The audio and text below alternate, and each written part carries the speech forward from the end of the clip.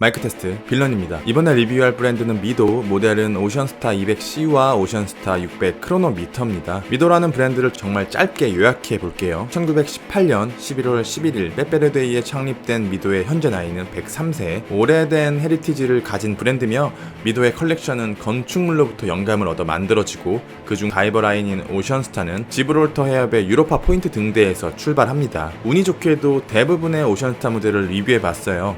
오션스타 라인업은 이렇게 구성되어 있습니다. 오션스타 200을 기본으로 200에서 분화된 200C, 복강 라인인 디컴프레션 타이머와 트리뷰트, 별도의 기능이 추가된 GMT와 크로노그래프가 있으며 최상단에 오션스타 600 크로노미터가 존재합니다. 제가 가장 마지막에 했던 리뷰에서 이렇게 말씀드렸습니다. 가장 갖고 싶은 다이버워치를 하나만 뽑는다면 크로노그래프 블랙 DLC가 최고의 선택이지 않을까? 그런데 이 의견은 지금 리뷰하는 오션스타 600 크로노미터를 리뷰하기 전까지만 유효합니다.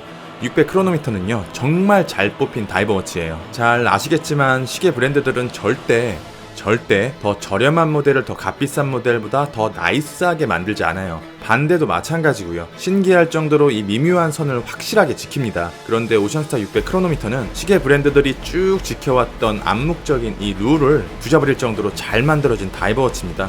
200C의 다이얼은 매트한 리플 텍스처라고 설명되어 있어요. 여기서 리플이 무슨 뜻인지 몰라서 어학사전을 뒤적거려 보니까 잔물결 혹은 파문이라고 하네요. 어떻게 보면 깃발 같아 보이기도 하고 하키라켓과 비슷하게 보이기도 해요. 이게 중요한 게 아니라 분명 매트한 리플 텍스처라 설명되어 있지만 실물의 다이얼은 우리가 흔히 보는 매트함과는 조금 다릅니다. 촉촉해요.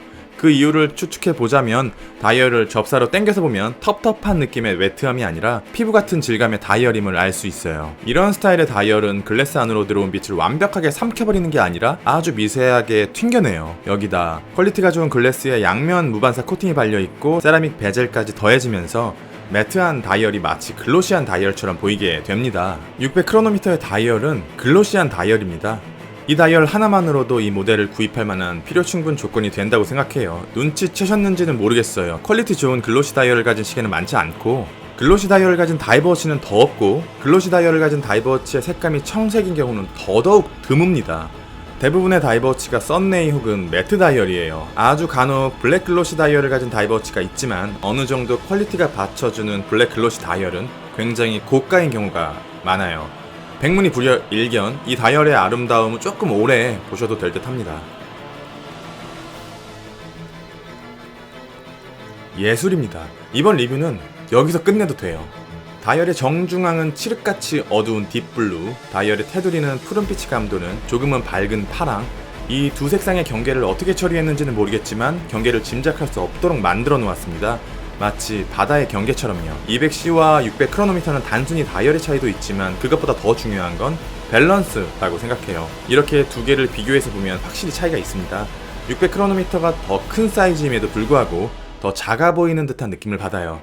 베젤과 다이얼 핸즈 인덱스의 배치가 상대적으로 더 아름답습니다. 두 개의 야광을 한번 비교해볼까요? 200C는 슈퍼 루미노바, 600 크로노미터는 슈퍼 루미노바 그레이드 X. 차이가 느껴지시나요? 조금 더 가까이, 확실히 많은 차이가 있습니다. 야광에 특화된 몇몇 브랜드가 존재하긴 하지만 하이엔드 및 럭셔리 브랜드를 포함하더라도 이것보다 더 밝은 야광은 없었습니다. 가장 밝습니다.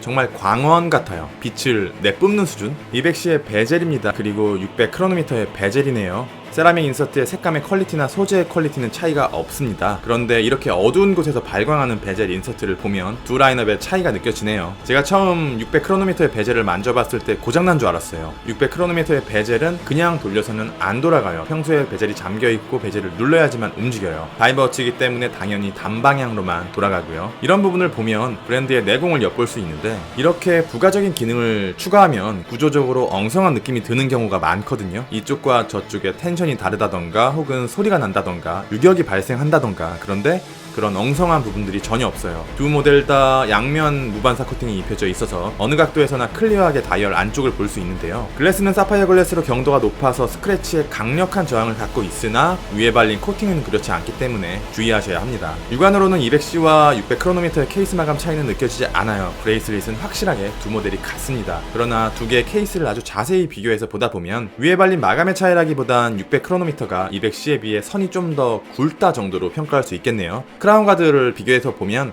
제가 말씀드리고자 하는 게 보이실 거예요. 600 크로노미터의 케이스 각이 조금 더 살아있죠? 42.5mm의 사이즈, 12.3mm의 두께를 가진 200C는 200m의 방수, 43.5mm, 14.6mm의 두께를 가진 600 크로노미터는 600m의 방수를 보장합니다. 사이즈에 비해서 두 모델 다 럭트럭이 짧은 편이라 17cm의 제 손목둘레 안에도 어느 정도 커버가 되는 편입니다. 착용감은 둘 다 좋은 편이에요. 쭉 뻗은 러그임에도 케이스백이 평평하게 디자인되어 있고 모든 디자인적인 요소들이 평평한 케이스백 위로 올라가 있기 때문에 착용감에 부정적인 영향을 미치는 요소들이 없습니다. 제 희망사항입니다만 600 크로노미터가 디자인과 퀄리티 그대로 39mm 혹은 40mm 정도로 출시되었다면 무시무시한 일이 벌어지지 않았을까. 200C의 무브먼트는 80시간의 리저브를 가진 미도 칼리버 80입니다. 파워매틱 80은 워치메이커가 얼마나 시간과 노력을 투자했느냐에 따라 그것의 성능과 가격이 변해요. 스탠다드, 엘라브레, 탑, 크로노미터로 나눠지고 200C의 경우는 엘라브레 등급. 한번 케이스백을 열어볼까요? 오션스타 라인을 상징하는 불가리 부조가 케이스백을 장식하고 있고 로터에는 제네바 스트라이프가 발려있고 아름다운 색상의 주얼 아래로 무브먼트의 심장이 뛰고 있습니다.